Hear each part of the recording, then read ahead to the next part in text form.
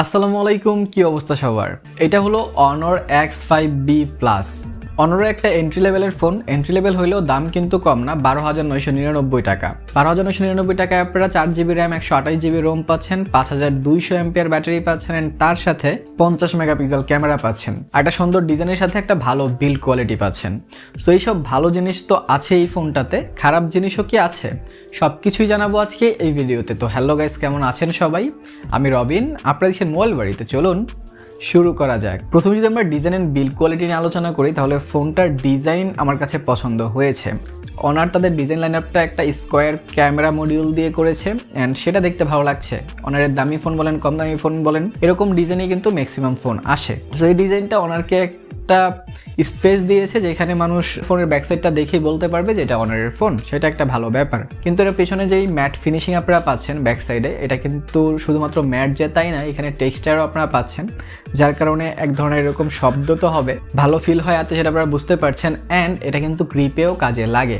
আর ফোনটা হাতে নিলে আপনারা বুঝবেন এটা একটা ভালো বিল্ড কোয়ালিটির ফোন, সেদিক থেকে কোনো প্রকার সন্দেহ নাই। কিন্তু ডেফিনেটলি একটা প্লাস্টিক বিল্ডের ফোন। সো ফোনটার যেমন বিল্ড কোয়ালিটি ভালো, তেমন আপনাদের ভালো হবে যদি সাদ্দাম টেলিকম থেকে এই ফোনটা নেন। কারণ এই ফোনটা নিলে অ্যান্ড মোবাইল বাড়ি চ্যানেলের সাবস্ক্রাইবার হলে আপনারা এই ফোনটাতে 5টা গিফট পেয়ে যাবেন। তাদের শপ রয়েছে গাজীপুর চৌরাস্তার শাপলা ম্যানশনের 4th তলায়। আমি ডিসক্রিপশনে তাদের পেজ লিঙ্ক দিয়ে দিচ্ছি, আপনারা এখনই একটা SMS দেন অথবা কল দেন। এছাড়া ফোনটার আশেপাশে যদি নজর দিই, তাহলে বটম সাইডে আপনারা একটা স্পিকার গ্রিল পাচ্ছেন, একটা মাইক্রোফোন পাচ্ছেন, একটা USB Type-C পোর্ট পাচ্ছেন অ্যান্ড আপনারা পেয়ে যাচ্ছেন একটা headphone jack. And headphone jack অনেক ইম্পর্টেন্ট। আর রাইট সাইডে আপনারা পাচ্ছেন volume rocker and power button. আর পাওয়ার বাটনে কিন্তু ইন্টিগ্রেট করে দেওয়া হয়েছে ফিঙ্গারপ্রিন্ট সেন্সর। ফিঙ্গারপ্রিন্ট সেন্সরের স্পিড মোটামুটি ভালো ছিল, খারাপ ছিল না। আমি যতবারই দিচ্ছিলাম আনলক করে দিচ্ছিল, কিন্তু আরেকটু বেটার স্পিড আমি আশা করেছিলাম, কারণ 13,000 টাকার ফোন, আর একটু ফাস্ট হলে আমি খুশি হইতাম। লেফট সাইডটা আপনারা ফুললি ক্লিন পাচ্ছেন। আর টপ সাইডে আপনারা একটা কমপ্লিট সিম ট্রে পাচ্ছেন, যেখানে দুটো সিম কার্ডের পাশাপাশি একটা মেমোরি কার্ড ইউজ করতে পারবেন।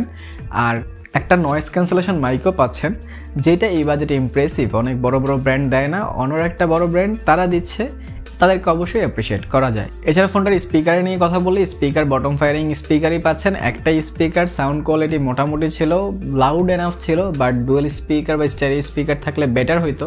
কিন্তু এই বাজেটে বড় ব্র্যান্ডরা আসলে স্টেরিও স্পিকার দেয় না, কিছু করার নাই। কিন্তু সিঙ্গেল স্পিকারও ভালো সাউন্ড আপনারা কিন্তু পাবেন। সো পিছন সাইডে সব কিছুই আমার কাছে ভালো লেগেছে, সাইডের জিনিসগুলো আমার কাছে ভালো লেগেছে। কিন্তু আমরা এবার সামনের দিকে আসি। সামনের দিকে আপনারা পেয়ে যাবেন ডিসপ্লে হিসেবে আপনারা পাচ্ছেন 6.56 ইঞ্চি একটি HD+ রেজোলিউশন ডিসপ্লে। এটা একটা TFT ডিসপ্লে, এখানে 90 Hz এর রিফ্রেশ রেট রয়েছে। আর এটা একটা নচ ডিসপ্লে, অবশ্যই ফুল ডিসপ্লে হলে বেটার হইতো, পাঞ্চল ডিসপ্লে হলে আরেকটু বেটার হইতো। আর তার সাথে ডিসপ্লের যে বেজেল, সেটাও কিন্তু অনেক বড় বড় ছিল। আর TFT ডিসপ্লে এই বাজেটে ডিসপ্লের কোয়ালিটি যদি আমি বলি, খারাপ না, বাট IPS লেভেলের না। IPS লেভেল ডেফিনেটলি TFT থেকে বেটার হইতো, বাট তারা TFT দিয়েছে। কিন্তু TFT দিলেও ব্রাইটনেস মোটামুটি ভালো ছিল, ইনডোরে সমস্যা হয় না, আউটডোরে হালকা প্রবলেম আপনারা পড়বেন। কালার অ্যাকুরেসি ভালো ছিল, আমি বেশ কিছুক্ষণ ইউটিউব ফেসবুক ওয়াচ করেছি, আপনারা দেখেন অ্যান্ড ডিসাইড করেন যে এটার ডিসপ্লের কোয়ালিটিটা কেমন লাগছে। 90 Hz রিফ্রেশ রেটের জন্য অবশ্যই একটু স্মুথ তো ফিল হচ্ছিল, সেটাও আমি খারাপ বলবো না। 120 Hz হলে অবশ্যই ভালো হইতো, বাট স্টিল এই বাজেট অনুযায়ী অনারের ব্র্যান্ড নেমের সাথে 90 Hz আমি সহ্য করতে পারবো। কিন্তু যেটা সহ্য করতে পারবো না সেটা হচ্ছে এটার ইউজার এক্সপিরিয়েন্স অ্যান্ড এইটার পারফরমেন্স। ইউজার এক্সপিরিয়েন্সে ডেফিনেটলি এখানে ম্যাজিক UI পাচ্ছেন আপনারা। ম্যাজিক UI খারাপ না, ম্যাজিক UIতে ডেফিনেটলি 13,000 টাকার ফোনও আপনারা অ্যানিমেশন পাচ্ছেন খুব সুন্দর। অ্যাপ থেকে যখন বের হবেন, অ্যাপে যখন ঢুকবেন, খুব সুন্দর একটা অ্যানিমেশন দিবে। কিন্তু সমস্যা হয়ে যাচ্ছে এইটার যেই পাওয়ারটা, সেটা এটার প্রসেসর হিসাবে আপনারা পাচ্ছেন Helio G36। Helio G36 অনেক অ্যাভারেজ একটা প্রসেসর, এটা আরও কম প্রাইসের ফোনে আসে, বাট এই প্রাইসের ফোনে আরেকটু বেটার চিপসেট আমি আশা করেছিলাম, তাহলে এটার ম্যাজিক UI এর যেই পটেনশিয়ালটা সেটা বের হয়ে আসতো। এখন এই পাওয়ারের সাথে ম্যাজিক UI এর পটেনশিয়ালটা বের হতে পারতেছে না, যার কারণে ফোনটা ল্যাগি অ্যান্ড অনেকটা স্লো ফিল হচ্ছিল আমার কাছে। টাচ রেসপন্সও হালকা ডিলে ফিল হয়েছে। সো এই জিনিসগুলো আরেকটু বেটার হইতো যদি প্রসেসরটা বেটার হইতো। কিন্তু যাই হোক, বাজেট অনুযায়ী এত বেশি কিছু বলতেও পারছি না, কিন্তু স্টিল এটার পারফরমেন্স সেকশনটা আরেকটু ইমপ্রুভ করতে পারতো। পারফরমেন্স সেকশনে আমি গেমিং করেছি, বেশ কিছু গেম প্লে দিচ্ছি আপনাদেরকে, আপনারা দেখেন যে এটার গেম প্লে কেমন ফিল হয়েছে আপনাদের কাছে, অ্যান্ড সেটা আমাকে কমেন্ট সেকশনে জানাইতে পারেন যে এটার গেম প্লে আপনাদের কাছে কেমন লেগেছে অ্যান্ড এটার পারফরমেন্স সেকশন নিয়ে আপনাদের কি মন্তব্য। আর তাছাড়া ফোনটা র্যাম রোম হিসাবে 4GB RAM পাচ্ছেন, 4 এর সাথে আরও 4GB আপনারা এক্সট্রা অ্যাড করতে পারবেন। আর তার সাথে 128GB ROM আপনারা পাচ্ছেন। এছাড়াও আমরা ক্যামেরা সেকশনে আসি, তাহলে রেয়ারে আপনারা ডুয়াল ক্যামেরা সেটআপ পাচ্ছেন, মেন সেন্সর 50 মেগাপিক্সেল আর ফ্রন্টে আপনারা 5 মেগাপিক্সেল পাচ্ছেন। মেন সেন্সর 50 মেগাপিক্সেল দিয়ে বেশ কিছু ভালো ছবি আপনারা পাবেন যখন আপনারা আউটডোরে পিকচার ক্যাপচার করবেন, অ্যান্ড ইনডোরও আপনারা কিন্তু মোটামুটি পিকচার ক্যাপচার করতে পারবেন। বাট ফ্রন্ট ক্যামেরার কথা বললে 5 মেগাপিক্সেল ডিসেন্ট ছিল। 5 মেগাপিক্সেল আপনারা জানেন যে রেজুলেশন কম, সো ওরকম পিকচারই আপনারা পাবেন, ডিসেন্ট পিকচার পাবেন। আমি বেশ কিছু পিকচার দিচ্ছি, আপনারা দেখেন অ্যান্ড ডিসাইড করেন যেটা ক্যামেরা কোয়ালিটি আপনাদের কাছে কেমন ফিল হয়েছে। এছাড়া আমরা ব্যাটারি সেকশনে আসি, তাহলে 5200 mAh এর ব্যাটারি আপনারা এখানে পাচ্ছেন, তার সাথে 10 ওয়াটের চার্জার পাচ্ছেন।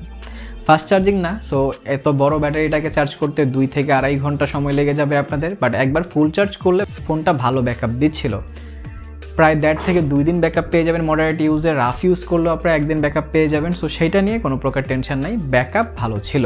সো এট দ্য এন্ড আমি যদি এটার কিছু ভালো খারাপ দিক আপনাদের কাছে আবার হাইলাইট করে দিই, তাহলে ভালো দিক ডেফিনেটলি এটার ডিজাইন, এটার বিল্ড কোয়ালিটি, এটার গ্রিপ খুবই ভালো। সো এই জিনিসগুলো এটাতে খুবই ভালো দেওয়া হয়েছে। ব্যাটারি ব্যাকআপটাও কিন্তু অনেক ভালো ছিল। বাট যে জিনিসগুলো ভালো লাগে না সেটা হচ্ছে এটাতে ফ্রন্ট ক্যামেরা আরেকটু ইমপ্রুভ করতে পারতো, ডিসপ্লের কোয়ালিটি আরেকটু বেটার করতে পারতো, অ্যান্ড এটার পারফরমেন্স সেকশন আরেকটু বেটার করা যাইতো। সো আই হোপ আপনারা সব কিছু বুঝতে পেরেছেন। 12,999 টাকায় এই ফোনটা আপনারা কিনবেন কিনা সেটা আমাকে কমেন্ট সেকশনে অবশ্যই জানাতে পারেন। আর যদি কিনেন তাহলে সাদ্দাম টেলিকম থেকে কিনেন, ডিসক্রিপশনে আমি লিঙ্ক দিয়ে দিছি। আর এছাড়াও যদি আপনাদের বাজেট হয় 20,000 টাকা, তাহলে ওই বাজেটে রিয়েলমি C75 যেটা 7 দিন পানির নিচে ডুবায় রাখা যায় তারা ক্লেম করছে, সেটাকে আমি drop, dust and water test করছি। সেইটা দেখতে চাইলে এইখানে ক্লিক করতে পারেন। ভালো সুস্থ থাকেন, ভিডিওটা ভালো লাগে লাইক, কমেন্ট, শেয়ার, সাবস্ক্রাইব করে দিন। দেখা হবে পরে ভিডিওতে। টিল দেন, আল্লাহ হাফেজ।